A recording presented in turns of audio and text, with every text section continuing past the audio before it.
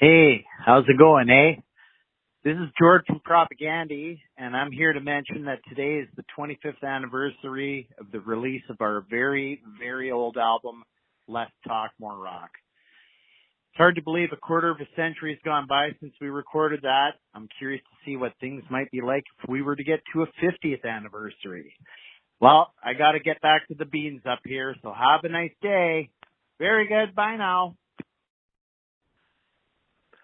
Hi, this is Todd from Propagandy, and today's the 25th anniversary of the release of Fuck Off and Fuck Off. Hang on, I'll redo that. Hey, this is Todd from Propagandy. Today is the 25th anniversary What the fuck? Hang on. Holy shit. This is Todd from Propagandy. Today is the 25th anniversary of the release of Less Talk, More Rock. Thanks to Keith and Greg for doing the podcast, and thanks to all you for listening to us back then or now. And yeah, have a good one. Thanks. Bye.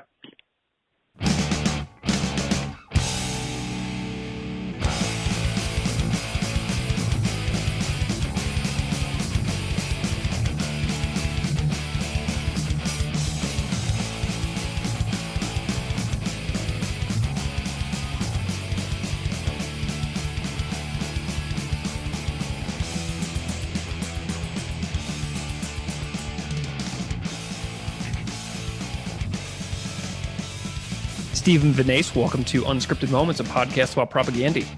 Thank you so much for having me. I'm so delighted to have you here, Steve.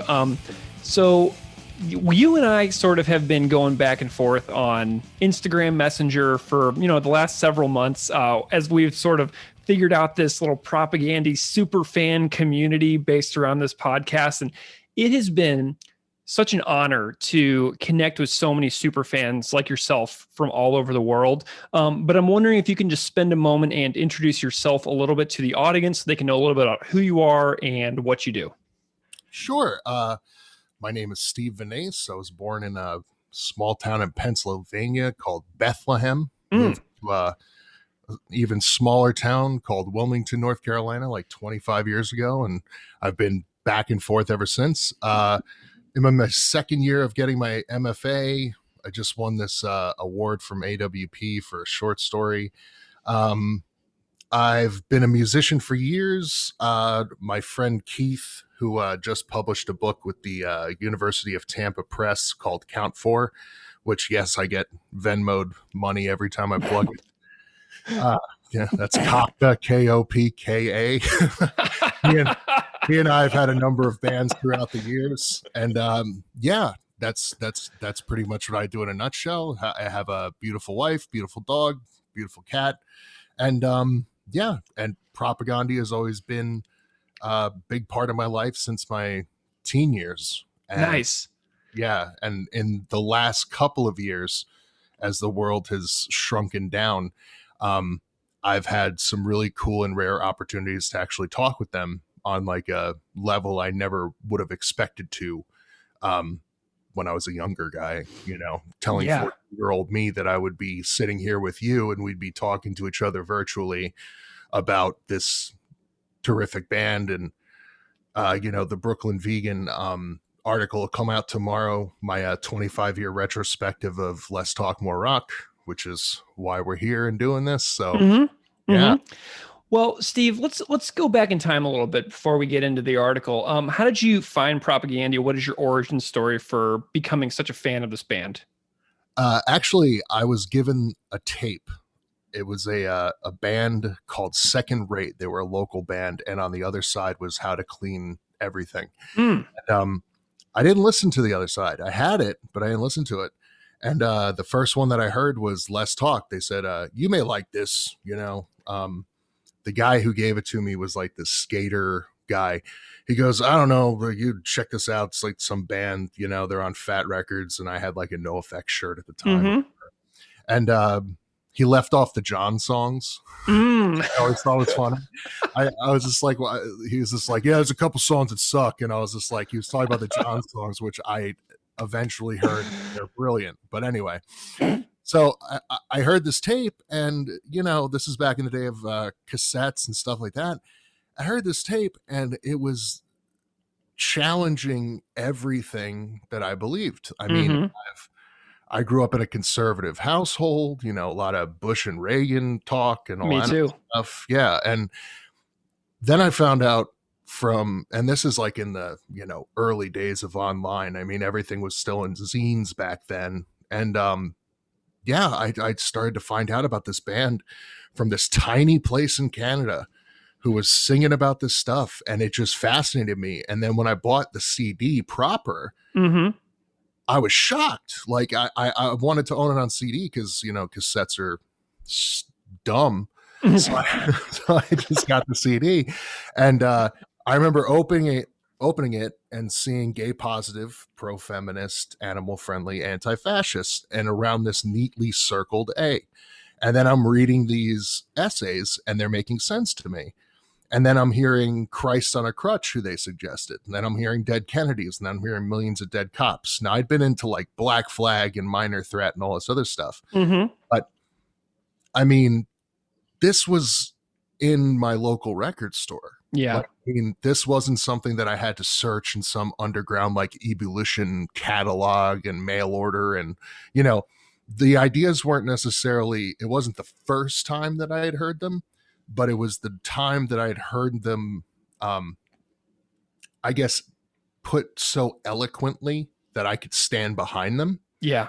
And it just made me want to basically be in a band with a message and also learn about these things that I didn't know about. Mm-hmm. So that was my introduction. It was really like a splash of cold water in the face. And then I went back and heard How to Clean Everything, which I'm actually not a big fan of that record, but Yeah. there were some hits and misses, but some of the stuff that resonated, it was like, wow, this is a band that's doing something completely different. And then, yeah, I've just ever since then been a really big fan. Did you ever have any lulls in your propaganda fandom? Were there any years in your life where they kind of like fell off your radar? Like every now and then I have a guest where they're like, yeah, I kind of missed like Potemkin, and then supporting cast came back and I got back into them. Do you ever have any lulls? Fuck no. Nice. Nice. No, once I heard them, I there was something about just the way that they were performing on those first two records. Yeah. And then I heard Today's Empire's Tomorrow's Ashes. And I thought that was the coolest fucking record I'd ever heard in my life. Same here. Yeah. I went out and put on worked so hard and then put on a payment plan, the Mesa Boogie Mark IV, because I heard Chris used it on the record. Nice. And I'm watching the enhanced CD and I'm reading all this stuff, and I'm I'm getting books about COINTELPRO. I'm ordering from AK Press like every week. Like, yeah. I was all in. You're a sponge. Yeah. And then this is still like high school time. And then Potemkin came out, and I remember they had that America's Army website, the fake Army enlistment website. Yeah. They were premiering a song, and I'd heard about it in like a fat newsletter. And I remember I was in class, and I was just waiting for like my lunch period so I could go to the library, borrow the headphones from the lady at the desk. And I sat there and I listened to Die Hugen Marschiert. Yeah. Like probably for the entire 30 minutes. And I said, this is the best single song I've ever heard. And then I heard Potemkin City Limits, and still my favorite album. So I kept up with them. They're not the type of band that an album a year, you talk about like people that like Lagwagon or other fat bands, or No Effects or No Use for a Name. Yeah. Their discographies go deep. I mean, there's 17 albums in some case or whatever. Yeah. But they're all kind of, they found their sound, they stuck with it. And then Propaganda always kept me interested because I was also a musician. And so every time I would get to the bar that they were at in terms of what I thought was my own ability, I never got to the bar really, but I tried to get to the bar. And then the next record or the next the next song that they released would raise it even more. Yeah. And I still think they do that, which is why it's kind of like a band that you can grow with, as opposed to a band that you look back on and say, man, I really wish they played more stuff off of Ribbed, So yeah, no, there were never any lulls. Nice. Well, I want to get into this article. So you and I are talking on April 22nd, 2021, and tomorrow is April 23rd, 2021. It's the 25th anniversary of Less Talk More Rock tomorrow, which is when people will be hearing this if they downloaded the day that I put this out. And tomorrow you also have, as you alluded to earlier, a 25-year retrospective article coming out in Brooklyn Vegan. Do you have a specific title for the article that you have written? My title was Less Talk More Rock at 25, a retrospective. Nice.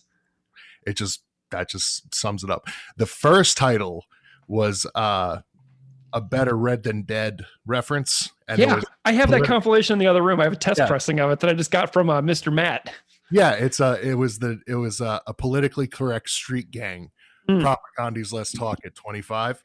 And then they were just like, a politically correct street. What is that? And I'm like, it's the Dallas Hanson dance mix off the never mind. We could just do the retrospective thing. Dude, that voicemail on that Dallas Hanson mix is absolutely phenomenal as well. So if people haven't heard that, they got it. It's so funny. It's the funniest thing I've ever. It's one of the funniest things I've heard, and it shows kind of like another side of propaganda that I always liked, is the fact that like it's like the liner notes to Where Quantity is Job Number One. It's fucking funny. Yeah, yeah. You can curse on this, right? Yeah, it's all good. Do whatever you want. All right, good. Fuck shit. But no, it was like you hear those albums and you think like, man, these guys must be like crass, super militant, all in black clothes and everything else. And then you see live shots, and no offense, but they're just like a bunch of dweebs from like Canada.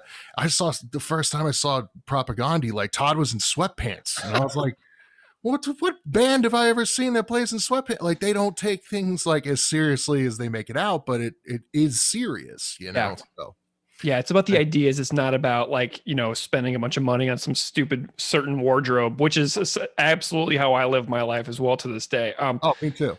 So your article, so I read this, 4,000-ish words about the 25-year retrospective of the record. So congratulations on the publication of this piece. You clearly worked very hard on this thing. And I'm curious about if you can tell me the genesis of this article, the origin story of why you undertook this, because I was hoping that an article like this would happen, but I have so many other things in the works that I was like never even going to try to attempt to write it myself. I am so glad that you did, Steve. Like, I can't even begin to describe to you how happy I am that you've done this, but why did you do it? Tell me the story. Two reasons. One, I'm a writer and I love to write. And two, the band has given me so much. That album completely changed my life, and it has a really great narrative to it.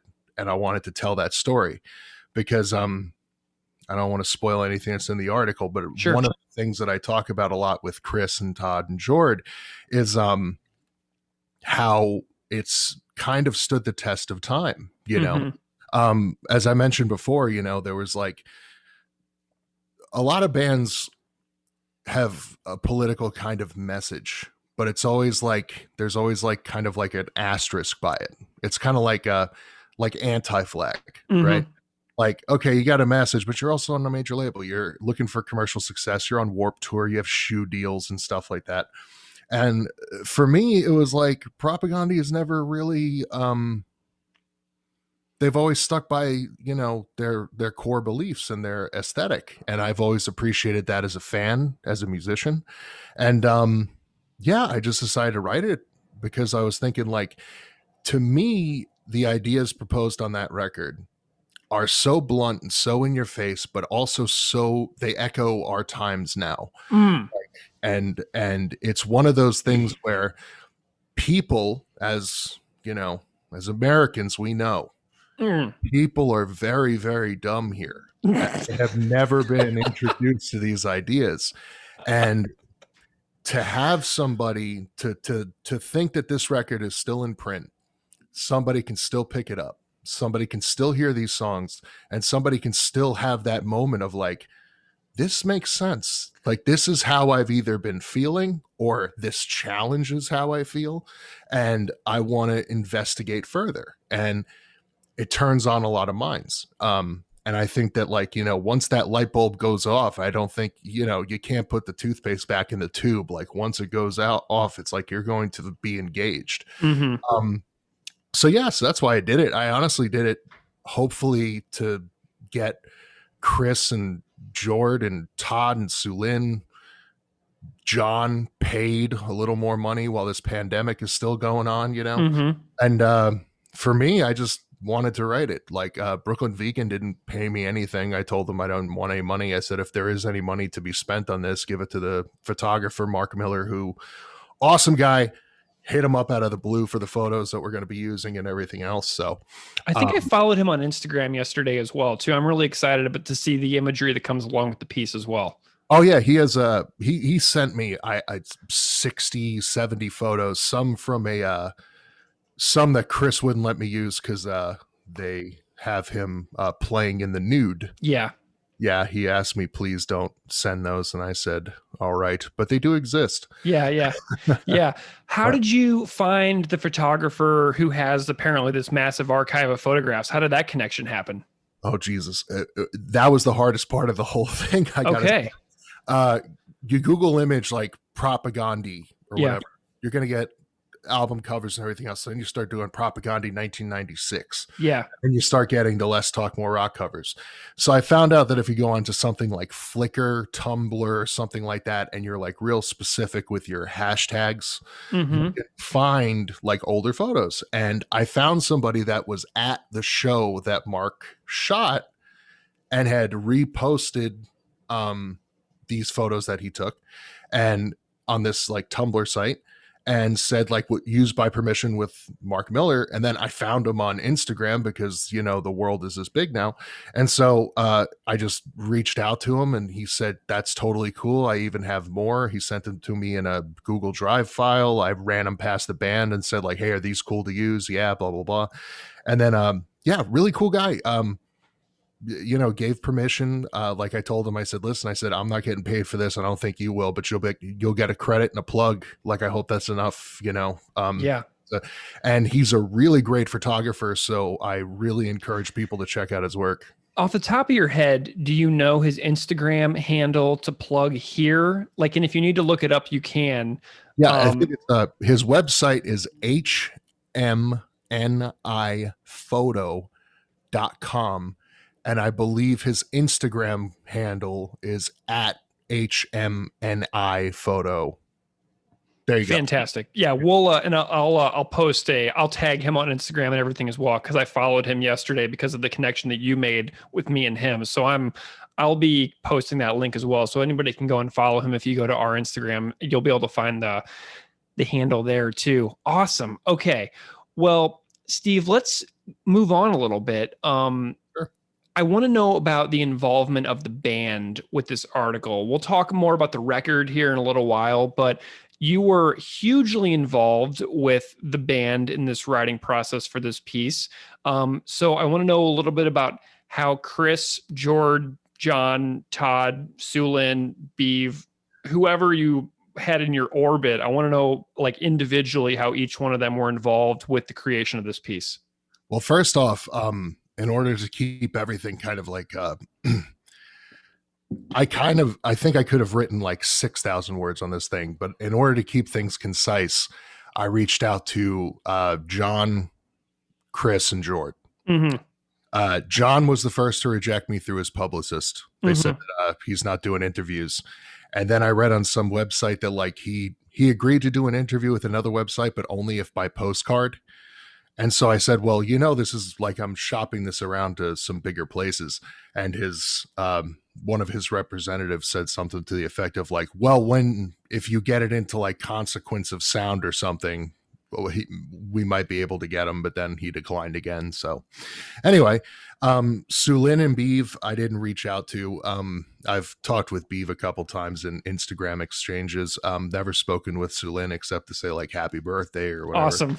Yes, but I really wanted to keep it about the band that created it and like the people that were around it. Sure. And, I even like hesitated at first to include Todd, but then I just remember that like, you know, when these songs were being toured, he was the bass player, and that basically he's the guy that when he entered the band, he kind of closed the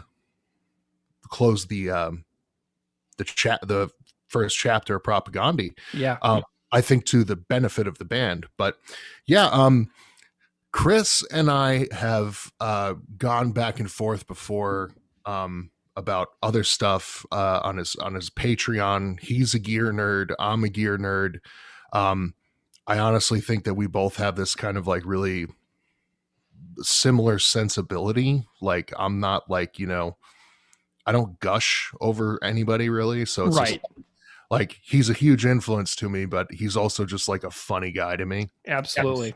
And Todd is the most approachable dude in the world.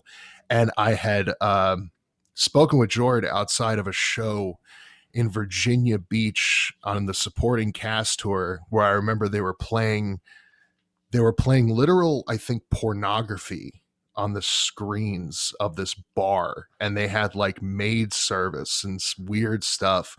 And Dan Yemin from Paint It Black was like, I consider myself a feminist and I don't want this on the screens. I think they shut him off. But it was like this weird like club place that they were playing. And it was because I think it was the only place where they could do like the all ages thing or whatever. And yeah, Jord and I talked then briefly. And I smoked a joint with him and Barney. And I don't smoke pot. So yeah. I realized that like my brain was not going to be working well in like 5 minutes. So I was like, I tailed it back to my hotel. Like, nice meeting you. It's really cool. All right, bye. Like, get out of here so I can be alone with this thing. But no, the band was you know, they're all busy. But they're all very nice and approachable. And I just said, hey, I got this idea for Retrospective. I think it'd mean a lot more if you guys got involved. And if it's okay with you, if it's okay with you, I just need like 30, 45 minutes of your time.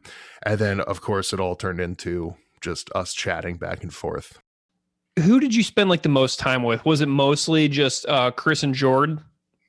I interviewed them all separately, and it was actually Jord. Jord and I were. Jord is he's an interesting fella. He's very smart. I didn't know this, but it's in the article. When they recorded Let's Talk More Rock, he has a 4-year degree in sociology. He was going to go for his master's and just never sent the applications and stayed with the band. So he's a very wise guy. And I even joked with him. I said, like, you seem like the wise elder, like even though they were like the same fucking age. It's like, you know, he just seemed like the way he cracked up a bit at that. But yeah, I ended up just having a great conversation with all of them. You know, Chris is very open, very humble, and so is Todd. And it really gave me some good insight. But because I really considered the questions that I sent them. I can send them to you if you want to see them, because I never really mentioned them in the article. But I kind of just had this like narrative form the way I wanted it to go. And I just pointed the questions and just said like, hey, let's just chat and make it easy. And a lot of it ended up in the article, and it reveals a lot. What I'm most proud of with this piece, I think, is that it reveals the personality of the members that I interviewed, where I feel like they'll agree, like, oh, okay, like that's he captured like my essence kind of thing. It doesn't seem, there's no like stiffness. It's very smooth, you know, that kind of thing. And that's what that band is like. So. I love it. Well, so we're talking about this article. In the article, you're talking about the album Let's Talk More Rock, second record. In the article, you call Let's Talk the band's boldest record. And I don't disagree, but I want to hear what you think about that proclamation that you make in the piece. I still think it is. Really, when that record came out in 1996, totally different world. It was like throwing a grenade in like the mosh pit. It was like, this is a band that just said like, this is what we believe, and if you can't jive with it, don't come. Don't come to the shows. Don't buy the fucking records. Don't wear the shirt. Don't use our pin on your leather jacket. We don't want you. For somebody trying to make a living off of music, that's not necessarily the best. Sure. That's going against like all kinds of instincts, you know. It's like, especially like, you know, in my experience of playing in bands, it's like, you know, there's a lot of times where you have to listen to the opening band. I know even locally, there's a band around here with a guy in his mid 40s who calls the crowd the F word all the time. And I'm like, first of all, you're in your mid 40s. Second of all, you call yourself a punk rock band. This is supposed to be about inclusion. And then you have songs about, let's just say R asterisk, asterisk, asterisk, that crime. Sure. As a joke. And it's like, and it drives me crazy. And so that's why I was kind of like, you know, I still think it's their boldest record, and I still think it's their most essential record because it's engaging. And there's a lot of people out there that could still use those lessons and still use that introduction. And what they came up with on that record in such a bold way was they said flat out, this is what we think, this is why we think it, this is where you can learn more, this is what we learned from. I mean, if you look at those liner notes, like the essays are well written, but also just the instructions, the lyrics, I mean, they are in your face. There's no, except on the John songs, which are expected, and that's totally okay. He's a different kind of songwriter. There's no real like there's self-reflection, but it's more of like a challenging, like my own fists against my own fists kind of thing. Like where it's like, if I'm going to challenge you and me. And that's why I said like the thesis statement of that record comes on the first track. And it's like, you know, I'll call you on your shit. You call me on mine. Like that's a huge thing for a band in 1996 who could have made How to Clean Everything 2, had a platinum record and enjoyed the Dookie explosion, but instead said, no, we want to put our politics into action. This is how we're going to do it.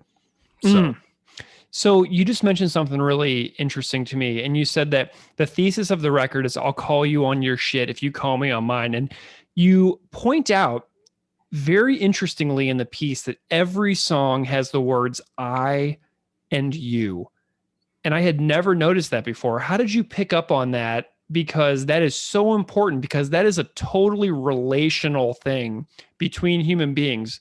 Me and you, Greg, Steve, we're having this thing right now, but every song on the record has that too. Tell me about this discovery, because this is hugely important to me.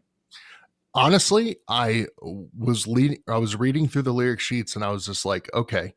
And I just realized that like singing along to this record, knowing it for so long, I said, every song is like, you know, like even refusing to be a man. It's like, I'm not trying to tell you that I'm different from all the rest. Yeah. Like, that kind of stuff. It's like, when I asked Chris about it, because I mentioned it to him, he said it was as much me challenging the listener as I was challenging myself to what I believed. And the concept of I and you being separate in any kind of work of art is kind of like saying you're on one side and I'm on another, but there's this middle ground where I and you become we.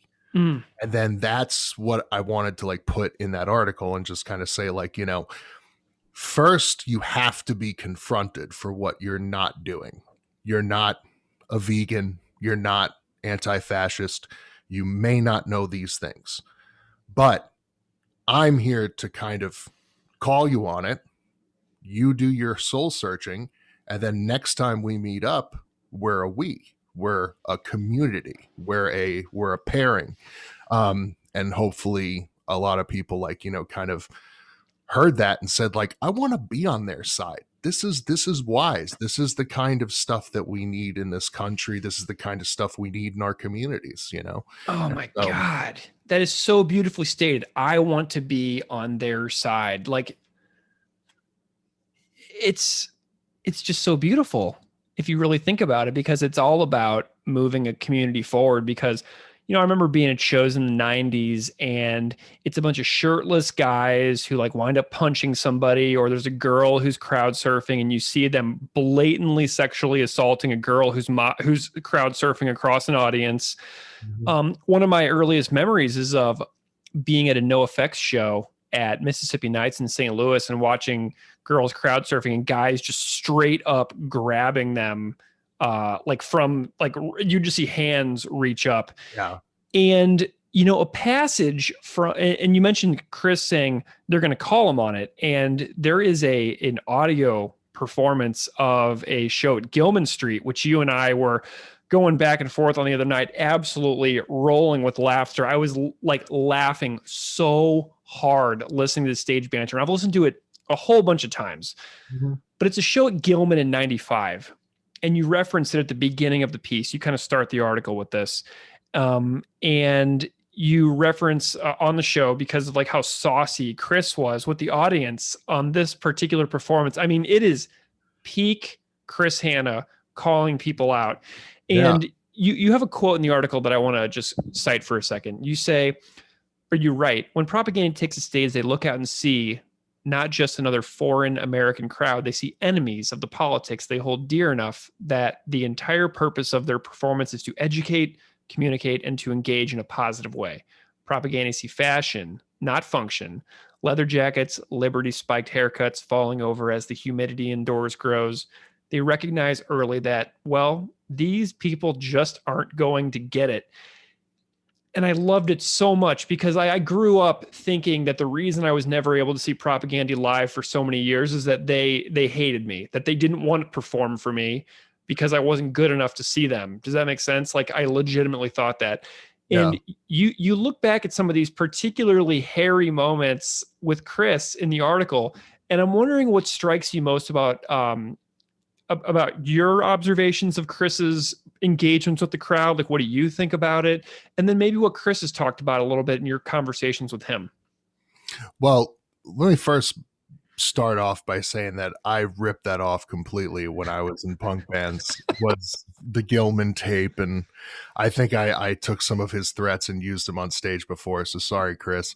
But when you were talking about shows and scenes and stuff, Wilmington, North Carolina is where I-40 ends on the east. Mm-hmm. So most of the bands that you have to go see, you have to either go to like NoFX plays like the House of Blues down here when they come through, or whatever. And then there's like they have like a strict contract that says like they can't play anywhere else within like 200 miles of this or whatever, that kind of stuff.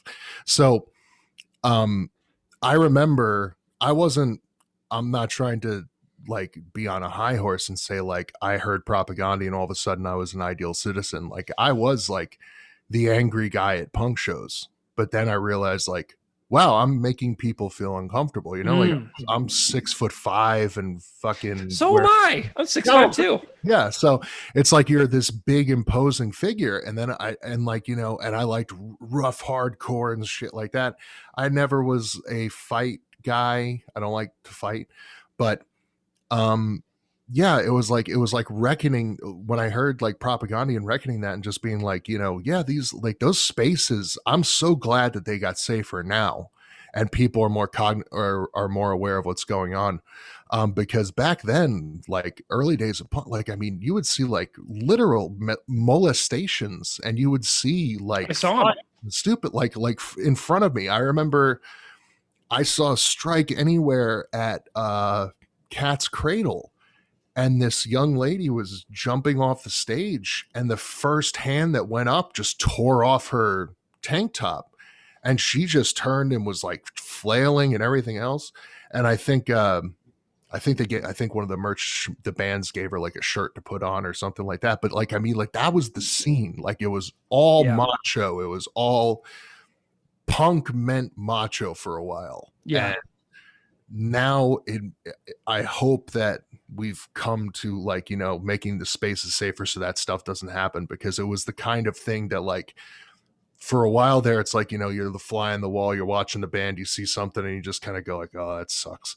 And then now I'm the kind of person that goes like, I see something that's not cool, I'm the guy that goes up and says, you're getting the fuck out. Like you're going to be here in this. You are not going to make this uncomfortable for anyone else. But to go on to Chris, I think he has that, and he had that, especially during that Gilman show.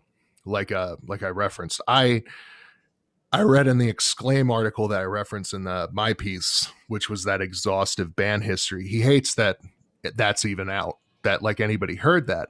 But for me, it was inspiring because I was going, here's a front man who's not afraid to like, engage an audience. And like he says, and like he was telling me, he said, back then it wasn't I wanted to get together and say, I have an idea for a better society, let's talk about it. His idea was, fuck you, fuck your society, and if you're not running with us, then fuck off. And when there's a couple pictures that I couldn't find the photographer, but there's a couple pictures that exist from that Gilman show, and if you look at that and read the article, I think you can kind of see where you can kind of glean it.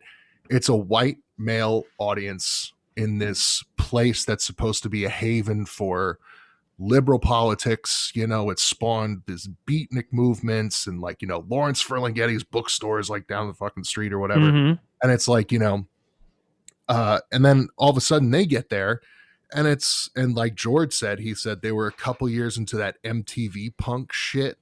And he was like, the people that ran the place were cool. The DIY stuff was cool, but the crowd was filling up with that macho stuff. And Chris just, I mean, you can hear it on the tape. You hear there's huge lengths of silence. And then you hear like Chris in the audience go, why are you here? Why are you here? And it's just like, they're like, hatred. Like that was like one of those things. And then he's like making fun of people. He's like, MTV punks and America rules. And he's like, hey, stop moshing or I'm going to go take a shit in the pit. It's like, that was the best one. Yeah. He's like, yeah, you laugh now, but wait till you get your feet in it. Oh God. When I talked with him for that article, he couldn't remember what he had said. I think he may have remembered, but when I told him that he said that, his pale Canadian face just went like, oh boy, yeah. So, but and now talking to him, I mean, it's the 25 years removed from that, and I think he's one of the most considerate, calm people I've ever talked to. Very funny, very accommodating. And there was, it's almost like I couldn't imagine. Like, I mean, first of all, he's ageless. He looks literally exactly the same as he did back then. It's ridiculous. Look at me. Like, I'm 37. Chris is like 13 or 14 years older than me. And he like looks like my younger brother by like 3 years. Oh, I was going through photos, like looking for what I was going to use in the article. My wife was looking over my shoulder, just like, is that Chris? And I was just like, wow, he's so good looking. Yeah, she really has a big crush on him now. Yeah. So I'm like, yeah, good. So anyway, she's like, is that the Chris that you were talking to? I was like, yeah. He's like, he hasn't aged in 30 years. And I said, I know, I don't know. He's like the Paul Rudd of punk rock. I don't get it. So anyway, but oh, I'm so sorry, Chris, if you're hearing this. Oh, I hope he does hear it. No, that's all complimentary. But anyway, yeah. Oh my goodness. But yeah, he's such a cool guy. But when I referenced that, he said that is not the kind of behavior. Like he said, that's adolescent, like 13-year-old behavior to him. And I'm sure he regrets it. But I also think he's kind of like one of those people that's what I always gather from him is he's way too hard on himself. Mm-hmm. I think it's because I'm like that too. He has a quota of perfection that has to be met. Yeah. And it's kind of like with the Failed States remaster that came out and stuff like that. It was just like, I think he's probably one of those people that just goes like, I have to make sure that what I leave behind or what I put out is like the best it can possibly be. And it was kind of like when they remastered How to Clean.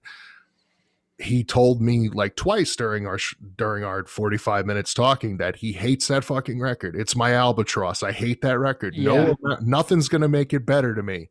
However, still went through and remastered. He's like, it's still a little bit better than it was, but it's, he still just hates it so much. And I'm just like, I want to tell him, like, you were like writing those songs when you were 19. Yeah.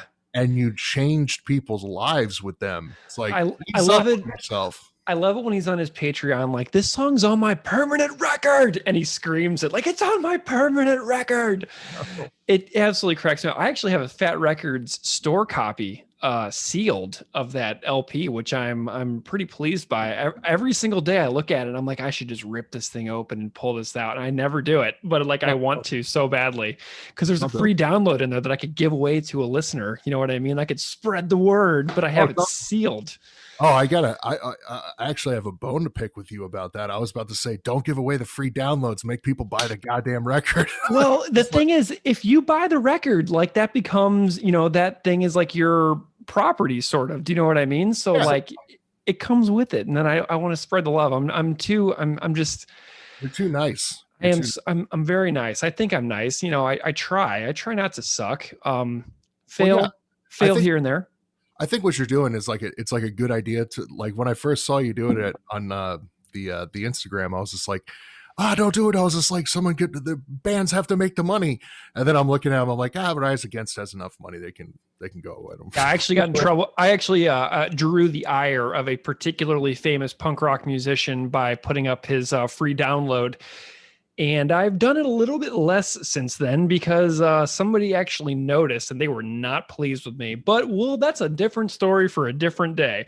So when we go off air, I want to know who it is. I'll tell you later. Yeah. And you will not be surprised. I guarantee it. You will be like, oh, yeah, totally, that guy. So, Steve, I want to know about your conversations with the band about the failed attempt at recording Less Talk More Rock the first time, because this is something that if you subscribe to Chris's Patreon, you know that the band went to San Francisco to record Less Talk More Rock, got about 4 songs down on tape, realized they didn't have the material, that it wasn't there, and they abandoned ship. And so I'm curious about what you learned about this recording attempt, and also why you said that Fat Mike and Ryan Green were bemused at the failed attempt, because that was a particularly striking detail that jumped out at me. Well, here was something that was interesting to me.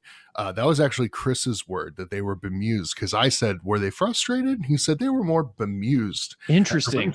The reason why is because they were paying for the recording time, the band. So they had booked this time, and Chris was saying, like, you look at like Metallica, right? Or you look at some of these other like metal bands and stuff like that, and they go into the studio, they got like rough songs, and then they finish them up and they slide out the record. And Chris said that, like, I think he was actually happy that it didn't work out, because he told John and Jord, like, I got to cut, like, I can't write under this kind of pressure, And I asked him, and I think in the Exclaim article, they said like they did like that 36-hour drive back to Winnipeg and like one thing. But Chris said, I learned a lesson. Like, I learned that I can only work by myself. And he was telling me an anecdote about a band coming to his house they were an instrumental band, and they wanted him to sing on a song. And the song was 30 seconds long. And he said the band was there all day playing this song, and Chris couldn't come up with lyrics because he just can't work like that. And so as a writer and a musician myself, obviously on a much smaller scale, it's kind of like I found there's like a certain kinship with that, because there are people that, if I get together with my band, it's like, here's the riff. How do we make this better? But like, I got the song done, it's like, I'm bringing you a finished product. There may be like, there's parts that can be changed and mutate a little bit, but he said that kind of taught him that's how he works. And since then, that's how he's worked. And and I mean, he also said that it fired him up to get the songs done, because they were back and it was recorded 5 months later. And as you know, Propaganda and also the Weaker Thans, by extension, always had like a long period between records. And I think it's because they take not only so much time and consideration into what they do, but I think the way that they work has a lot to do with it. Although Jord told me the frantic pace of running G7 and practicing between 1997 and 2001, when he was reflecting on his day planners, he said, like, I don't know how the fuck we did it. Like it was insane, like how hard we were working, and that kind of stuff. But that's a whole other article. I even had an idea to write an article about the history and the decline of G7 records. Yeah. And what happened. Because there are some interesting tidbits to like how it got started and stuff like that. But I don't know, maybe if people read this one, I'll do that one. Well, and I tell you what, like something that I would think would be so interesting to do on this particular podcast as well is to do like a retrospective of the A Zone building that housed the Mondragon Cafe, Arbiter Ring Publishing, G7 Welcoming Committee, and just get the different players from that building who all did all these different awesome businesses and worked together in a very particular way. Participatory economics. Yeah. Make like a retrospective of that particular community and put it out on the podcast. Like that's an idea that I've been toying with for a while. It's just, the idea of hunting some people down and making it happen. So I'm, hopefully going to get some G7 stories in here too. I think Todd mentioned during our interview that Lorna, who worked at G7, I think he was roommates with her for a while or something, or because he was talking about John always like hanging out. I don't know.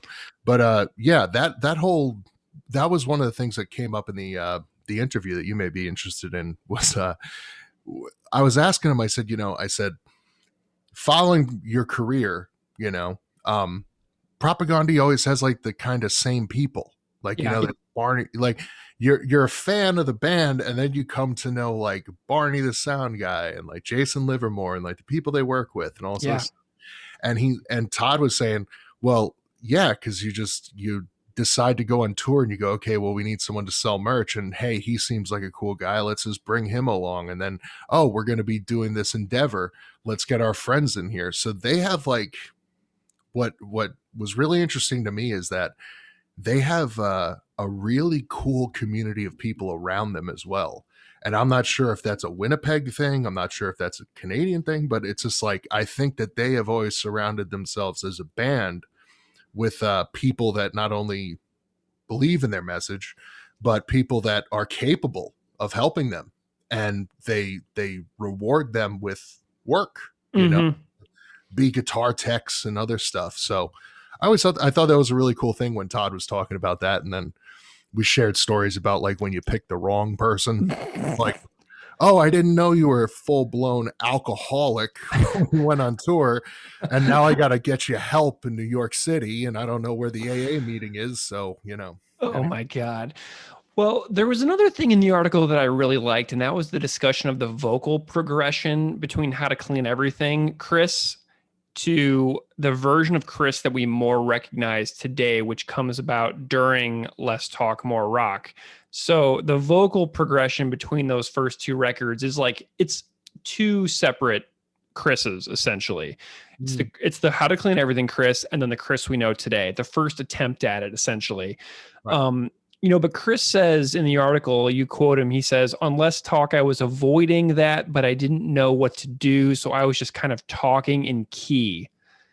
So if you compare something like Less Talk, More Rock to, say, a track like Fadala's Hearse on Potemkin, which comes 9 years later, Less Talk is like a step along his progression of skills vocally.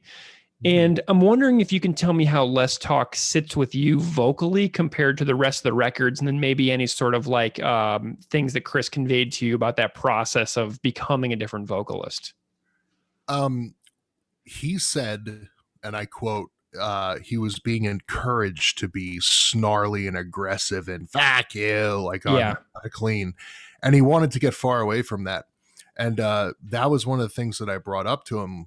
And what started the whole conversation about that was I said, your vocals are out front and they're very clear. And I said, there's a lot of bands that were saying the same thing, but they're, grindcore, Cookie Monster bands and stuff like that. So their message is obscured because you can't understand the words, or they fly by too fast, or whatever the hell they're singing about. Like, you need the lyric sheet, and then sometimes it's just like it's kind of a turnoff. And then instead, Propaganda kind of just like incorporated the message and said, like, this is the most important thing. Like, the vocals and the message, we're out here. And then the band playing it, we're just putting it to a melody. We're like supporting the message in the vocals. And it was actually Fat Mike that told Chris, like, you're trying to sing, is what Fat Mike told Chris. And Chris goes, this is more talking in key, that kind of thing. But I remember listening to his Patreon when they were talking about recording Potemkin and what a nightmare it was. And that's my favorite record. So of course I had to listen to all those episodes. And he was saying how like a lot of the songs on Potemkin, it was, first of all, it's the last song. This is the last record they did in like E standard. And when he was recording those tracks, I remember him saying on one of his Patreon episodes that like he recorded those alone, and he still records vocals alone and I'm a vocalist and guitarist in my band, and I don't like to record in front of people. I do vocals on my own as well. And he was like cutting in from different takes, like the best sounding one, because it was outside of his range and everything else. But I think if he would have, I mean, it's kind of what serves the song. It's like anything else. It's kind of like, the less talk songs are, you can learn how to play Less Talk More Rock in an afternoon. It's not a hard record to play on guitar and bass. On drums, yes. But like on guitar and bass, it's a pretty simple record. And so you kind of like, you don't need that difficulty like singing. But then you hear like, like Failed States or something like that needs singing. You know, those songs, you can't just talk them out. Like that needs like singing. And yeah, I think his progression as a vocalist is amazing. I remember reading when Potemkin came out, people were actually razzing Chris on like these forums and stuff that we were a part of. I remember there was a website like propaganda.ca and these old forums and shit. And it was, they were razzing him. They were like, yeah, it sounds like he could just barely hit the note. It's like, and then he admits to it years later, like, yeah, we could barely hit the note. Like I was like doing take after take, but no, it worked on Less Talk. I don't think it'd work anywhere else, but I always thought it was kind of like a conscious choice, and turns out it was. So a notable omission from your article is the absence of John K. Samson's direct commentary, which is totally fine. John is perfectly willing. He's perfectly fine to do whatever it is that he wants to do. But I'm curious about what you might have learned from the other folks in the band about John's time with Propaganda and what they may have said about that time. Well, it actually goes back to this Exclaim article, because there's something that Chris gets very excited about that he read in that article. And this is Hardcore Raging and Nazi Baiting, and it's by, I believe, Greg Platt. Exclaim.ca. Yeah, Greg's going to be on the show. He's going to be on the podcast for a Potemkin song that we have lined up. Awesome. Yeah, that article is awesome for He's so good, man. Yeah, but there was John K. Samson mentions that there's a Venom song that they were doing for some comp that never got released. So Stand Up and Be Counted. Great song. If you listen to the song, even my mom, stand up. I mean, it's not hard to play. Like, it's really not. I just love it. I know. And it's Venom stuff is so... Some of Venom stuff. The other day, I emailed Kronos from Venom the other day to see if be like, hey, Kronos from Venom, come on the podcast. You know what I mean? So we'll see. That'll never happen. But I had to just say that on the podcast. I did invite Kronos from Venom people for Stand Up and Be Counted. I did it. Won't happen. Anyway, sorry. Go ahead. Speaking of Kronos, one thing. Have you ever... I think it was Thurston Moore's. He has a record label. Oh my God. Static Peace, and he put out a 7-inch that was just Venom banter. Oh, nice. And it was just Kronos like, yeah, this is like Cleveland, yeah. All right, are you here for metal? It's like, it's so fun. Oh, God. It's when you take it all out of context, and banter is hilarious. Band banter especially, but anyway, so John K. Samson. John K. Samson, right. So Chris and John both had like this same moment of realization that like, and Chris was so happy that John recognized it as well. Doing this Venom cover, they were kind of like, we can't get it done. And it's this isn't right, you know. And like Chris even said during our interviews, he said I wanted more out of John. Like he kind of knew he had it from Jord, but he didn't know he had it from John. And then John, he would have a lot of fun when John would bring in like this acoustic song and they'd turn it into a propaganda song. Sure. Then he started bringing in like slower and slower stuff, and Jord echoed this as well. And it was kind of like, are we holding him back from doing what he needs to do with the people he needs to do it with? Yeah. And is he holding us back from doing what we need to do with the people we want to do it with? And Todd, when I was talking to Todd, we were talking about like the timeline, and he said like, yeah, he said, Chris kind of said like, hey, if John does leave, would you be interested in playing with us? And of course, Todd was, I think I Spy had either just broken up or they were on their way to finishing up or something like that.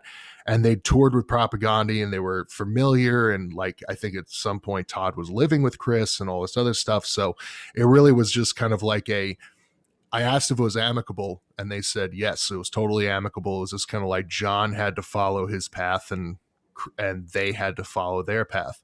But the one thing that I loved the most was the fact that it was like, and this is actually just a positive, like it just shows you like how close those guys were. I was talking to Jord and I said, I saw John Sampson on a solo tour when he put out one of Winter Weed or one of those. Yeah. And he had a band with him and he had a bass and he played Anchorless and Gifts back to back. And he played them the Propaganda way, the upbeat way and everything else. And when I told Jord that, he just smiled, and I just emailed him like a link of him doing it in like Massachusetts. I sent it to Chris too. And I think that they were both like so happy because I consider Propaganda and the Weaker Thans as like two of the greatest bands of all time. No question. I love the Weaker Thans so much. I love John K. Sampson's writing. I would have been thrilled to talk with him, but you know, he's on his trip. That's really respectable. But yeah, I think that it's like to have that relationship between those two bands, and it just, to me, it just makes so much sense. It was like the learn to fly together, but then know when to depart. Like it's kind of like they both left the nest for their own, for their own benefit. And I think and like I said, it was really amicable. There was no dirt. There was no gossip, it was just kind of like, hey, he's more of a poet, indie singer, songwriter kind of guy. And we want to thrash. We want to really bust it out now. And as you can tell by the records G7 put out Fallow and Left and Leaving. So, Canada, so, that kind of thing. But yeah, John, I really wanted to get John, and I'm sad I didn't, but it doesn't diminish my appreciation for all the information that Chris and Jord and Todd gave me. Yeah, I love it. Well, and there's nothing wrong with that. There's nothing wrong with John's omission. Like it didn't detract from my appreciation of your piece. You know what I mean? Well, thanks. I was worried about that. No, it doesn't, not at all. And so, I was thinking about that, and I was just like, because John declined to participate in the podcast as well, and obviously I would love to talk to him, but that's fine, man. My favorite song all of last year is "Fantasy Baseball" by John K. Sampson. My hands down, my number one favorite song in all of the catastrophe that was last year is that song. There's so many sorry. Didn't mean to interrupt you, but there's so many Weaker Than songs that when I hear them, they comfort me in a way that like other bands' songs don't comfort me. Right. There's also another Greg McPherson. Yeah. Seven is another brilliant songwriter that Canada has like a well somewhere, I swear. That like everyone drinks from it and becomes a genius. But there's a lot of John K. Sampson stuff that just really like it hits an emotion in me that other bands can't even get close to. And so that's why I was just like, I'm glad you said that it didn't diminish from the piece, but yeah, I would have loved to talk to him. But at the same time, you have to remember, it's kind of like Jord said at the beginning of our conversation, goes, it's half my lifetime ago. And for John, it's like I don't think he's maybe as willing to talk about something that he's no longer a part of. Right. That was 25 years ago. Yeah. You know what I really want to know about John K. Sampson? I want to know if John still loves Born Against as much as he did on the Where Quantity is Job Number One comp, where he says, I love Born Against. I guess who's playing there? Born Against. We're going to go see him. And, you know, actually, I asked Chris in one of our conversations, did you guys go see Born Against when you went to LA when you were talking about that on the Quantity comp? He's like, no, we definitely did not wind up seeing Born Against. So that Born Against show on Quantity, apparently it never actually happened for Propagandy to actually see Born Against. So missed opportunity. His book, Mutations. Dude, I just read it like 2 weeks ago. That is, dude, the Doc Dart stuff from Crucifix, that was one of the most unbelievable chapters of a book I think I've ever read in my entire life. That Doc Dart chapter is so crazy. He wrote a couple novels too, and I have written a couple novels that I'm like shopping around and stuff, and like the stuff that he comes up with is so wild and off the wall, and it makes so much sense when like the novels are like men's recovery project, and then the memoir book, the memoir was just like the Born Against stuff. Like it was so straight ahead, and God, Born Against is just one of the most criminally underrated and before their time bands. And if you want to talk about fun banter, YouTube Sick of It All versus Born Against, when like Sick of It All comes in with that friggin' like that stupid like accent, and then all of a sudden, like then you hear Sam just like making all these points in the background to where like they're lowering his mic. So great. Sam rules. I met him. He did a book signing for Lou Maroon, and he couldn't make change or some shit. And I was like, no, keep it. You're on a book tour. Like, come on. Yeah. You're going to spend that on gas, dude. So my copy of Lou Maroon has a Godzilla that he drew, and it says, Steve is a good guy. Nice. Yes. You can never get rid of that. And I actually ate at Brooks from Born Against. He has a restaurant in the East Village of New York City called Superiority Burger. And that's owned by Brooks, the drummer from Born Against. And it's an unbelievably fantastic vegetarian burger restaurant. So if anybody out there goes to freaking East Village in Manhattan, Lower Manhattan, you can meet Brooks from Born Against if you go to Superiority Burger and you eat some food there.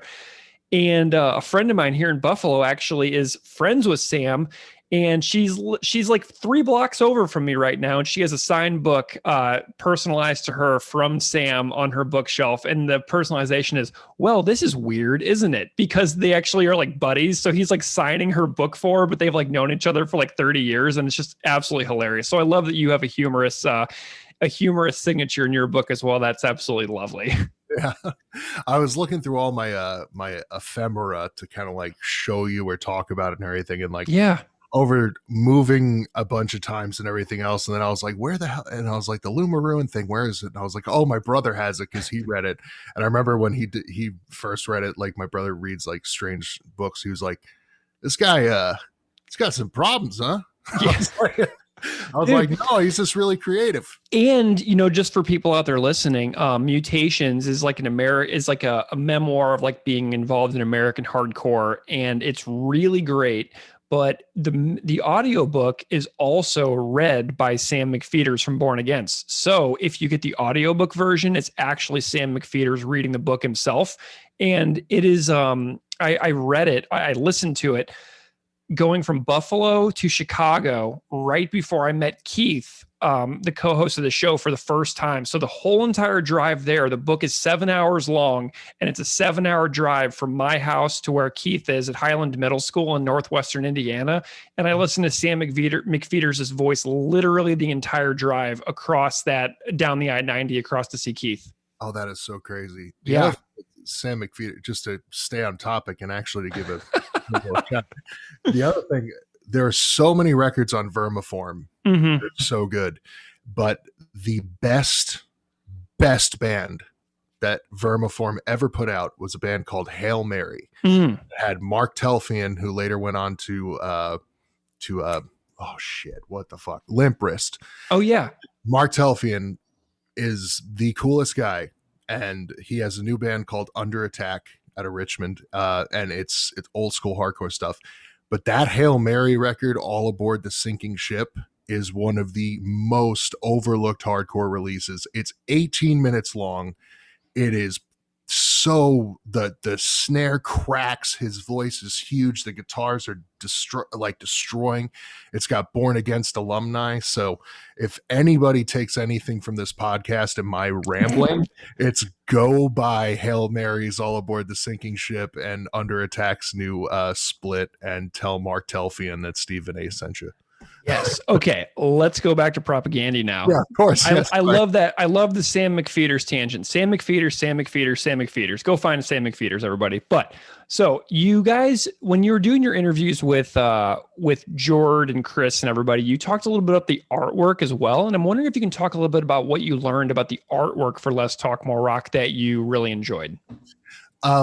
I had no idea where it was from. I actually read that it was from the 1984 Calgary Stampede flyer.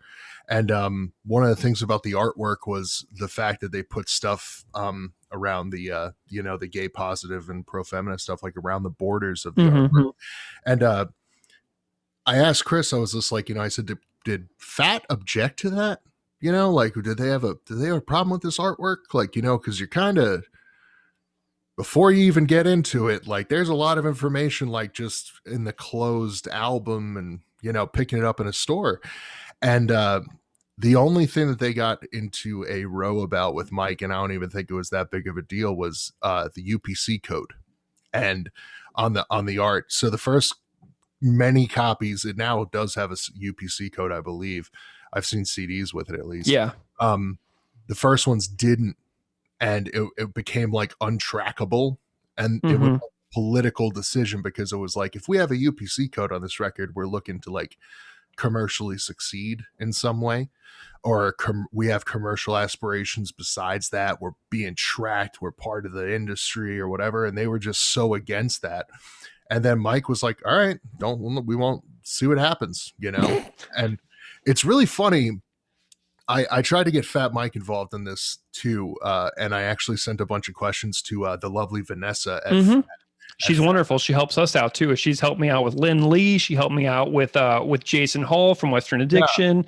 Yeah. Vanessa's awesome.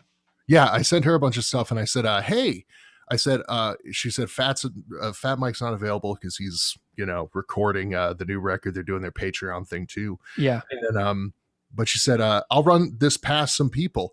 And then it turns out, she goes, no one was here back then, so I can't answer any of your questions. But I was like, well, thank you so much for trying. Yeah. But I wanted to really get his perspective on it, because like, Fat Mike has like a degree in like business management. He's like a really wise like guy, and he was putting out this polished product and all this other stuff. And like, to have like a band just kind of say like, well, we want to make it more difficult for you. And for him to go, all right. I know. That's kind of cool, It's like they were. It's like they were saying to Fat Mike, "Please drop us, please drop us." Like they were giving him every opportunity to not put out the record, like making it harder and harder and harder to actually sell any of these things. Right. And he did it anyway. So that's kind of interesting. I always thought that like because I know that they didn't really split up well. I know Chris mentions it and stuff like that. And I think Fat Mike is he's an interesting character. I can't say that I don't like NoFX. I do, I have a lot of respect for what Mike's done for a lot of things and stuff like that. But I'm really glad to see older, sober Fat Mike than Cokie the Clown's strange, like, not strange, like, because of what he's into, but like the Cokie the Clown, like the depressing, like Fat Mike. Even scary. Dude, that stuff scares me. I think it's a rib. Like, I think some of it's a work, and then all of a sudden it gets too real, and I'm like, oh my God, this is a total shoot. Like, this guy's really telling the truth. But yeah, but I mean, like, for him to have been a businessman back then, Punk Explosion, I mean, like, we're talking about like Rancid's Let's Go is coming out, and like Madonna's labels courting Rancid, and like NoFX is selling, like, going like, I guess gold, or whatever. Like, and for him to be dealing with this band of 3 guys from Canada who are like, we don't want to put UPC codes on anything, we're going to put gay positive on the album cover. And even Chris said, when I was younger, I don't know if I would have necessarily picked up an album that said gay positive on the cover and walked out with it. Yeah. Fat Mike was just like, go ahead, do whatever you want. It's So awesome. I It's thought that was awesome. kind of cool of him. Yeah. Well, okay, so I'm curious about so you obviously were doing a bunch of research on the side besides just talking to John, or I mean to Chris and Jord and Todd, and trying to get Fat Mike and everybody. But like one of my favorite things about doing this show is tracking down all the teeny tiny little minutia. And I've got a copy of the Kung Fu Daniel 7-inch that is in the other room, and I'm actually going to give it to Keith as a present. But he knows I'm sending it to him. But I just tracked it down. But like, I love the minutia. Do you know what I mean? Like every single time there's like a vocab word in a lyric, like I want to know more about that and put it in the show so that people are like, oh my gosh, they talked about everything. Like that's what this show is kind of about. It's about extreme geeking out. And I'm curious if you had any like favorite discoveries of that you were researching, that you found where you were like, wow, I am so happy that I found this. Do you have any discoveries like that? I think because I've always been conscious of the band, and I've always been one of those ones that like, reads whatever I can when it comes along. Like I didn't really have any like really great discoveries. I think I learned more through the conversations than I did. Mm-hmm. And I'm one of those people like you. If I like something, I like it. Yeah. And I'm one of those people that's read like one book 20 times, and it's because I want to know everything about this book. I want to it was so hard for me being like a real gearhead to like just hold back from asking Chris, like, so what angle did you put the mic to get the sound of this? Like, I want to know like that kind of and everything. But what actually was most rewarding for me with this was one, as soon as I posted that, I have a small Instagram that's not important to me whatsoever. I don't have a brand. I hate that shit. But I posted that I like hashtag propaganda. This thing's going to come out in Brooklyn Vegan. So many people sent me stuff. Yeah. So many people sent me, oh, here's a blog post about when they played in 1997 in Australia. And I'm like, thank you so much. I've never seen this. This is awesome. Was it Bosto Nate? Was it the username? I don't think so. It was Tommy something. Okay. There's a dude who I message back and forth with all the time down in Australia. His username is Basto Nate. I don't know how to say it precisely, but we message back and forth all the time. And I'm like, I love hearing from people, and I love when people send me dorky things like a flyer or like a ticket stub. Like I'm just so into that. Yeah, see, I'm not into like I don't have any of my old propaganda records because I actually worked at a record store, and we got into the red with one of our creditors, and I had to put all my records up on the shelves and sell them so we could stay afloat, and never really got fully reimbursed for them. But there went all my propaganda records and all the other stuff. But I got some other cool stuff we'll talk about in a minute. Yeah. But nice. But no, I think one of the two most rewarding parts of this was, you get to have a conversation with the band. And like I said, like, it was just like, you're talking to these people and you're like, man, it's like, these are people that really had an impact on you, And I think that's one of the things that I like most about this podcast is because, and why there can be a podcast on propaganda. It's crazy. It's because they truly have like their bands look to see what they're doing, because it's like a mutual respect. It's like, you see how they play, the interplay, the ethic, the songs. I mean, it's all top notch. But then the other thing is that it's like what they say is so wise and resonant that you do have people that are obsessively like, oh my God, yeah, I got the ticket stub. I got this. I got multiple copies of this. I want to send you this. I want to show you this. It's like, and I don't know if the band knows how to deal with that, because I think they're so humble, especially Chris, that it's like, I don't know if he realizes that it's like, yeah, some of the words and some of the things that you've said have gone beyond just like you said them and put them on a record. They've gone into like someone's heart, and they've been like, wow, I didn't think like that. It's like, how many people, like, everyone's a vegan now, but like you were talking about it in 96, but like what you planted some seeds in a lot of people, you know, and it's like, I hope that he gets, I hope that all of those, everyone that's ever been associated with propaganda gets a little joy out of knowing that like they do have a super dedicated fan base. I mean, Mm-hmm. it's, you know, it's not crazy to think that like there's people that like, you know, it's not like necessarily a deadhead thing, you Yeah. know. We're not there to do drugs with them. We're there to be like, you really did like make me reconsider my small town, the people I was hanging out with, what language I used, what terms I used, you know. And yeah, it's kind of they're the perfect band for a podcast. Man, I tell you what, and when I was in middle school, which is when I discovered propaganda, I was hanging out with some people who were overt white supremacists, and I was trying for some reason to like get them to like me because they smoked cigarettes and like they listened to Rancid and because they skateboarded. But they also were like, yeah, my older brother's he's a neo-Nazi and stuff like that, and that's really great. And I'm like, oh my God. And like, so looking back on this, like the fact that I didn't become a little Nazi is like almost mind blowing to me. Like my path could have easily gone in one of two directions based on my insecurities, my vulnerabilities, the fact that I wanted to be desperately liked, the fact that I was weak and I felt like I needed people around me to like sort of protect me kind of thing. Like I needed people to like quote unquote have my back.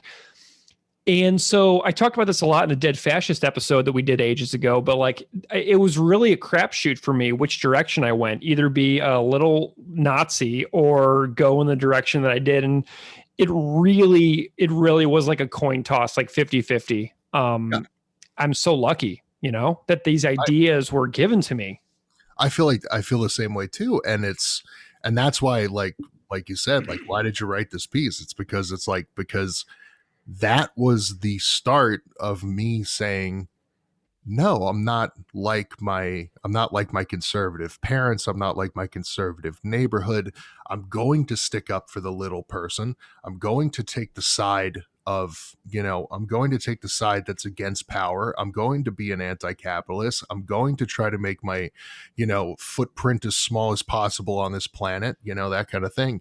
And there's so many, and like, as you were talking and you were saying neo-Nazi, I had a friend who's now doing 20 to 40 years in prison because he started hanging out with skinheads and they would go around killing bums. Like, it's crazy. They would literally go to like the Wilmington version of Skid Row and stomp bums to death. Jesus. And they finally got caught. And like, this was a kid that used to give me rides home and stuff like that.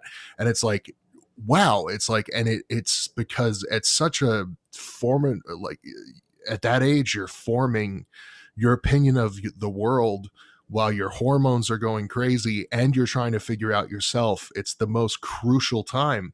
And then you hear something or you see something or you read something. And that's why art and music and everything is essential.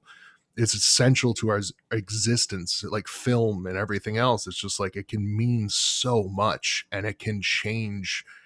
It can be something that changes your life because it just goes like, wow, okay, there is somebody else out there like me, or there is somebody else out there that's wiser than me. I want to learn from them. You know, it's a directive. And yeah, I could have gone the other way. You know, I could be on a MAGA podcast right now going like, you know, we should try to storm the Capitol again. Yeah. That worked out so well the first time. You know? Oh, seriously. Like, no, you're not even exaggerating at all. Like the fact that it could have gone either way is just so just crystal clear. And I want anybody out there hearing this, like, think about your turning points, why you went one way instead of another. Like, these are important conversations and important details for everybody out there to learn about their turning points in their own lives, you know? What's really interesting is I'm a graduate student in my second year at UNCW in Wilmington, and I'm 33. Like, I came back to get a master's Mm-hmm. because I decided I was just like, I don't want to fucking work a 9 to 5 job. I'd rather teach and talk about literature all like, I'll have a literature podcast soon. Like, like Mm-hmm. that's what I can talk about at length, Yeah. that kind of thing. So one of the things that I've had to kind of slow myself down about is kind of saying like, I'm dealing with people that have come from high school and then gone directly to college, and now they're in grad school and they're 10 years younger than me, and they haven't had that experience of discovery. They haven't seen, not that they've all been sheltered, but they've had their own experience, or they've had to, come to grips with their sexuality while still being repressed by everything else. Mm-hmm. And it's like, and I'm trying to be like as sensitive as possible to that, because I'm going like, wow, like, like I'm pretty firm in where I am and what I believe now. Yeah. And you're still kind of figuring it out. And instead of me telling you that your story isn't worth telling, it's like, how do we blossom your story into something that'll help somebody else?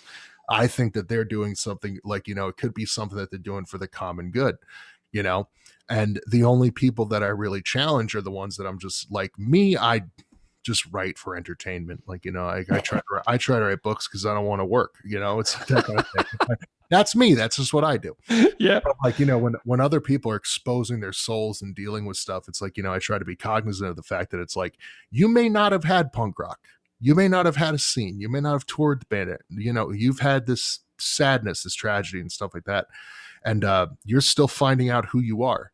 So you never know when a little instruction and a little, I don't want to say coercion because that word has such a negative connotation. Sure. But a little guidance, a little guidance, a little understanding can go like a really, really long way with some young people. And it's kind of like, you're allowed to be an individual and have your own thoughts and opinions. You don't have to like everything the same. But at the same time, it's kind of like we should all be striving to make things better and not to pollute this landscape any more than we have. And I pollute it with bad ideas, pollute it with, Trumps and other people like that, Well, and now you have a piece that you can show your classmates as well. Be like, hey, check out this thing that I just had published in a real publication. Look at me, I try not to do that because I get published so much. It's just so hard.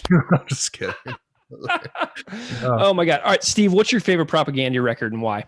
Potemkin City Limits. And you already said that, but why? It's the one that I think that when I heard it, I said, this is the best band on the entire planet. I thought the guitar work was fantastic. I thought the sonics were brilliant. The lyrics kicked my ass. And then they were also the first time that Propaganda had gotten introspective enough that I thought, like, wow, there is a way to do this in almost a poetic sense, not that I didn't want them to be any less bold, but I mean, Potemkin is just amazing. And then Iteration is still my favorite song. Like, it's my favorite Propaganda song. It's just, I can't say enough about it. We haven't done that one yet. So maybe we can do a part 2, or we can just talk about Iteration for a while. I have another guest lined up for Iteration as well, but you know me, man, I don't care if we have 2 guests on a podcast. I am down. So maybe we'll have to have you back and talk about your favorite tune and particularly. So maybe we'll save that for another time. Oh yeah. I love it. Well, you mentioned in our private correspondence that you quote unquote made Chris Hanna sell you some guitars. First, may I see these guitars? And 2, can you tell me about these guitars? All right, here's something kind of funny. All right, so as I said before, Chris and I are both gearheads, and this actually started our I want to say it's like a very weird friendship because here's what happened. He there's these things called an Evertune bridge. Guitar, and they keep your guitar in tune forever. Like, I mean, like you can throw it out of a building and it'll be in tune. I've taken the necks off of them with the string still attached, put it back, and it's in tune. So, dude, that's nuts. Woo. Tell me what we're looking at here. All right. So Chris had gone on tour and had started playing this ESP LTD kind of Les Paul looking thing. Uh-huh. It's And, black. It's gorgeous. It's mint right. condition, man. Thing looks so nice. Oh no, it's beat up. It's got some Oh, missing. is it? It's got some chunks missing and It stuff. looks like the guitar that Chris from Much the Same plays. It kind of is, yeah, and they're pretty well liked now. But ESP was the first company to really do like the Evertune, so I think Chris was checking it out, and then he had his the SG that he always plays Evertune. So he put it up for sale on his Twitter, and I just shot him a message. I was like, yeah, I'll buy your guitar. Like I want to check out that Evertune bridge too. If you like it so much, what's it about? Blah, blah. So he sent it to me, and he sent it to me in this case that is just Propagandi's painted in big red and everything else. And awesome. He sent it, and it was cool. And then I became obsessed with Evertune bridges. And I didn't know that Chris also had become obsessed with them, because it solves this age-old problem. It's like when you're playing in the studio and you're recording, or you have an idea, or you're doing something, I know it sounds like tuning is not that big of a deal, but when you're 95% into a track and everything's going perfect, and then you just hit a sour fucking note because it's out of tune, yep, it's crushing. And if you want to be the kind of band that I'm in, where it's just like, we just do everything like as a band all together in a room, no punch-ins, no fucking around, just go for it. It's like a really cool device. So I ended up finding this like McDonald's colored Gibson Les Paul from like the 1981, and it had an Evertune in it. And my wife hated the color, and so did I. And I was like, and it was heavy as shit. And I got some contact paper with flowers all over it, and I covered up this stupid clown burst and everything else. And then I have a reverb store, and I was like, man, I don't know if I really like this. I'd rather use the money. I put it up on my reverb store, and Chris inquired about it. I said, Chris. I was like, Chris Hanna? And he goes, Steve? And it was like this weird moment. So I sold him this Les Paul. No way. Yeah, so he had the guitar. He loved it. He was like, oh, these super distortions and blah, blah. And then he ended up selling it because it was too heavy for him. Yeah. And then I found locally an Ibanez bass that was much like the one Todd's been using all these years. And Chris bought that from me. So I was like, oh shit. And he bought that, and I'm not sure if it was like a backup or whatever, but yeah, it was like, I was like, yeah, I said, doesn't Todd use these? And he was like, yeah, he does. All right, cool. So he bought that from me too, and I shipped it up to Canada. And then the one that I badgered him into selling me was, I was becoming obsessed with Strats, and that they're like some of my favorite guitars to play with. And he had bought a Strat that I remember him posting about, like he was saying something like, played guitar for like 25 years and I never owned a Strat. And then I was about to buy one. I said, I bet he doesn't want it. Like, I'm just going to see. So I sent him a message, and I was just like, hey, do you ever play your Strat? And he's like, no. He's like, not really. I was like, you just sell it to me? Cause I guess I want like one that's ever tuned and all that other stuff. And he goes, yeah, you want the pick guard? You want this? And I was like, yeah. So he sends it to me or whatever. So, all right, let me see that thing. All right. Now this one has become my, my take on tour and beat the shit out of it thing. Oh, nice. Yeah. So. Oh, hell yeah. It used to be Sunburst. What are those pickups too? I like that. I've never seen those on a Strat before. Actually, there's a nerdy part of that too.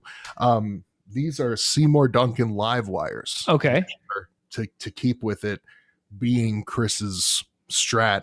I had heard from Ryan Green. I talked to Ryan Green about recording a long, long time ago, because he was doing some kind of like open Q&A on his website. And during the Today's Empires, Tomorrow's Ashes sessions, he said that Chris came with a guitar that had two 9-volt batteries powering this pickup. And I was like, I did some research on the year, and then I found out that they were Seymour Duncan live wires. And the Seymour Duncan live wires metal, right? So this fucking guitar cannot play a clean tone whatsoever. Interesting. It's just so brutal. But the funny thing is that when Chris was talking on one of the Patreon episodes, I was like, didn't you have like a 2 9-volt pickup? And he's like, yeah, I think I routed out my guitar for something or whatever. And I was just like, yeah. And then I ended up just finding the pickup at random on Reverb. And then I was kind of like, all right, well, that makes it the old Chris guitar, because this thing has been through drum sets. It's been refinished. It's spray canned right now. It's got stuff sticking out of it. It's got stuff sticking into it, but it gets played. And it's got a very important sentimental value to you as a person, you know? Well, yeah. Well, I'm not sentimentally attached to anything really. I try not to be. It's not the kind of person I am. There are a lot of things I don't want to see go missing. Mm-hmm. But yeah, badgering Chris into selling me. I think I emailed him like twice. So one day I was just like, just sell me the fucking Strat. Like he said something about not liking middle pickups. I'm like, I love middle pickups. Sell me the Strat. But he's a cool guy. We've done some gear dealings back and forth, and like I'll check in with him every once in a while and just be like, you got anything cool to trade? He's like, no, I almost bought like a Les Paul with a Bigsby just to have something to fuck with, like that kind of thing. But Steve, I feel like, you're on the Patreon. I see you commenting on there often. I comment on there, but I comment as Classical Ideas Podcast, which is my other show. So I don't comment on there on my own name, but I see your name pop up on there. And were you involved in the Today's Empires, Tomorrow's Ashes data recovery? Was that you? No, that wasn't me. I was trying to tell Chris, I've engineered some stuff before, and I was trying to tell Chris like what like I could do. Sure. I was like, you can send me like the tracks, and I can add the right tails and timestamps, and kind of like I'd be willing to do that just to hear the remix, but sure. We found a company to do it. So no, yeah, but he always comes up like, oh, I got this new microphone. And then of course, like I have to ask some dumbass question, but like, it's just, yeah, no, I'm really excited about the Today's Empires thing, but yeah, that's yeah. Awesome. Well, I'm equally excited because I want to hear it the way that they heard it when they were driving back with the original rough mix cassettes after they recorded it, when they were super excited about it, and listening to that March the Crabs episode that Jord, Todd, and Chris did on the Patreon. Like you could just hear the glee in their voices that we were all going to get to hear it in a way that they heard it all those years ago. And I'm really excited just to hear what it sounds like for them, because they're stoked on it. Well, one of the things that's actually interesting was I found an old Vice article where before when I was doing my research for the retrospective, and Chris ranked Less Talk More Rock as his 4th favorite Propaganda record. And he just said like he has a soft spot for it. I think I mentioned that in the thing. And then I just asked him like, not as an interview question, but like hey, does that change for you over the years? And he actually told me that he said now that they've remixed and remastered Today's Empires, like they're so excited about it, like that one is climbing, like now that he's hearing it the way it should have been, man, he's like that one's becoming more of a favorite. And I was actually surprised. He said I have a soft spot for Let's Talk, but then he told me, he said Failed States is falling for him. Interesting. And I was like, really? I said, because that one's like the most technically like insane. And he goes, yeah, it's just a cold record. And I said, well, yeah, look at the fucking cover art. Mm-hmm. It's a guy in a frozen tundra with his head burning off. It's like, yeah, but I don't know, maybe it's like a tension thing. But he said, yeah, he just said that record just sounds like kind of cold to him. And then I went back and listened to it with like that idea in my head of like coldness, cold. And it's like, yeah, there is some kind of like, it's almost like it's too perfect. Mm-hmm. It's really weird because, like I think Victory Lap kind of loosened up a little bit. Oh, for sure. Failed States was like a fucking concrete block. Like it was just, and sonically, and then when they fixed it with the remaster, thank God. But that was just like a concrete block of just like interplay and stuff like that. So you have the vocabulary that Keith and I lack with regards to technically describing music. And I'm wondering if you can elaborate on that a little bit. because to me, the Failed States remaster, the guitars sound much different, but I don't really have the technical capacity as far as like musicianship and engineering and things like that go. I'm wondering if you can describe to me how the difference sounded to you when you were processing that remix remaster Failed States. I A-B'd it. I put the regular record up in my DAW, Digital Audio Works, is a Logic Pro, and then I dumped in the remaster, and I looked at the waveforms and everything else. And what Holy had happened, smokes! what had happened was like on the original, there was the guitars were already compressed by distortion. Compression automatically distorts a guitar. Distortion goes hand in hand with a little bit of compression, and then they kind of mixed the bass to where the on the original version, they kind of mixed the bass to where they were sharing too much frequency with the low end of the guitar, but also the drums. So that's why on that first, it sounds really good. Don't get me wrong, but it's just a little too fatiguing for the ears.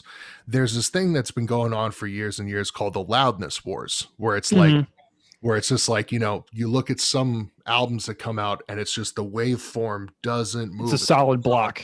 Right.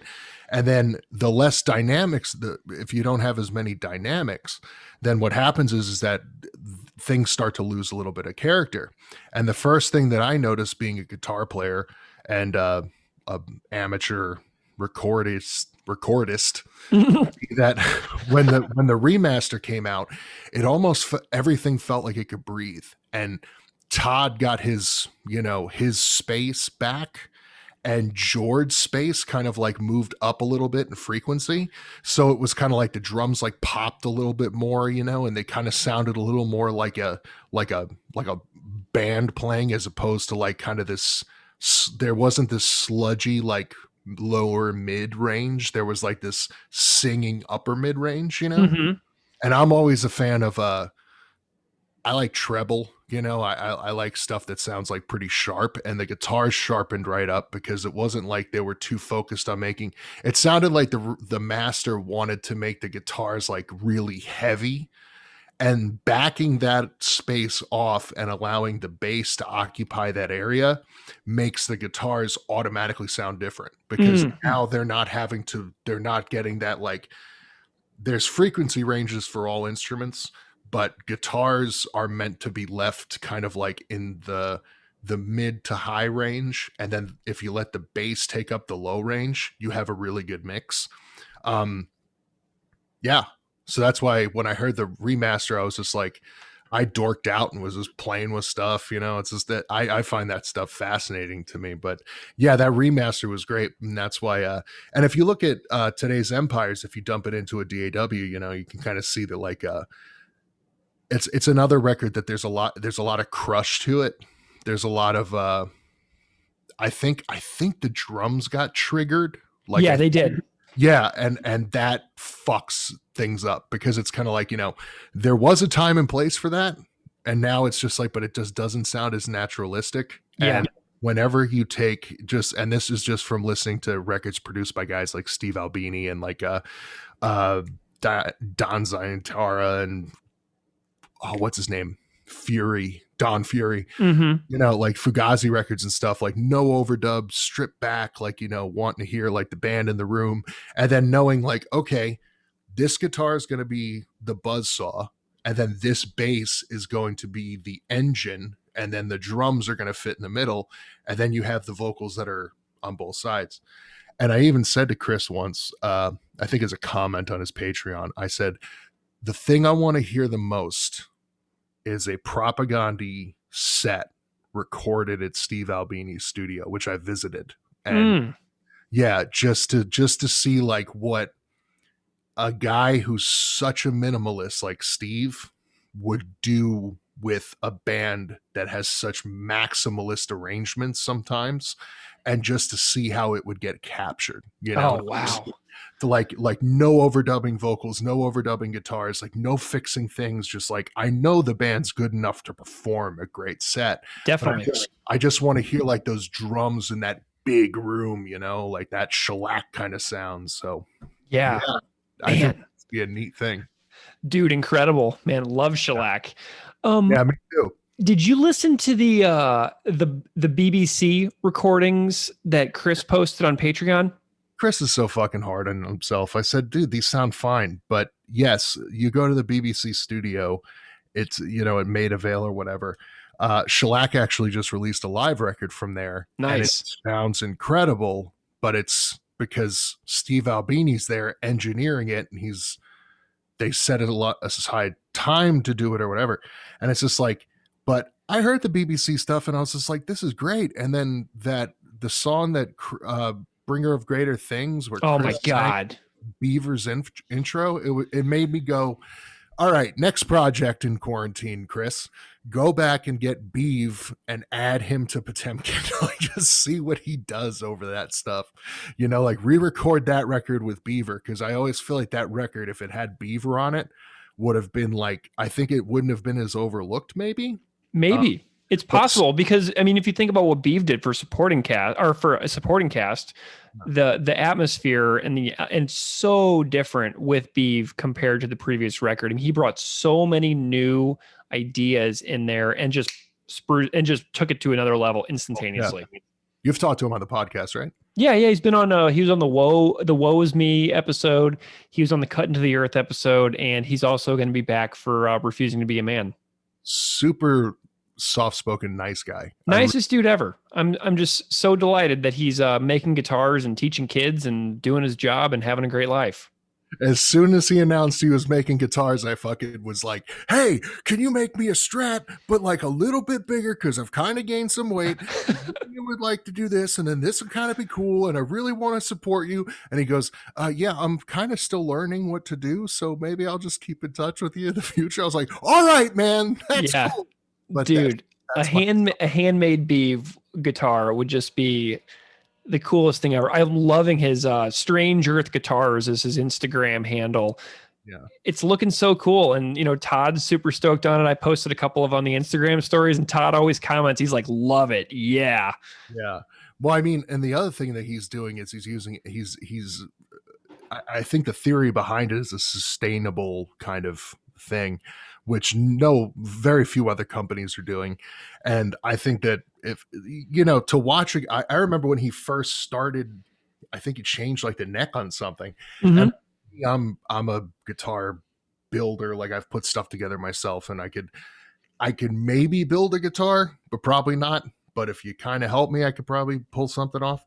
But yeah, watching him grow and learn the craft and everything, that's why I was like, oh my God, like, if I want to support you, you know, like I want you to be an artisan guitar builder. Yeah, exactly. I think that would be awesome. That's always been like a minor dream of mine, to, like, you know, supplement my income, you know, building guitars. That'd be so cool. Awesome. Well, Steve, I am so stoked on our conversation. I'm so glad that we talked about more than just your article, because like, you're just like a wealth of technical information. I'm just so happy that we connected and that we could do this and celebrate this fantastic article that you have coming out tomorrow in Brooklyn Vegan about the 25-year retrospective of Less Talk More Rock. Tell everybody where to find you, where to get the article, etc., because people might be hearing this 6 months from now. Do you know what I mean? Like, so tell people like about this article, where to get it, how to find it, etc. Okay. We could have done the whole theater of the mind thing and been like, we recorded this the day it came out. Just been like, yeah, we're talking to you this morning. We just read the Brooklyn Vegan article. Dang it. Theater of the mind, man. I know. We're just, I didn't even think about it. I'm not smart enough for stuff like that. Well, it's an old Carney radio trick. Yeah. Don't give me too much credit here, people. Ooh, yeah. And no, this has been a fantastic, I'm honored that you had me on. Oh, dude, it's a pleasure. With you. Yeah. Anytime you want to do this, I'm usually available. Anyway, tomorrow, Propaganda, Less Talk More Rock at 25, a retrospective by Steve Vineis, Vineis, will be published on brooklynvegan.com. All one word. You can find me on Instagram at Vineis, Savineis. I don't have a Twitter. I don't have a Facebook.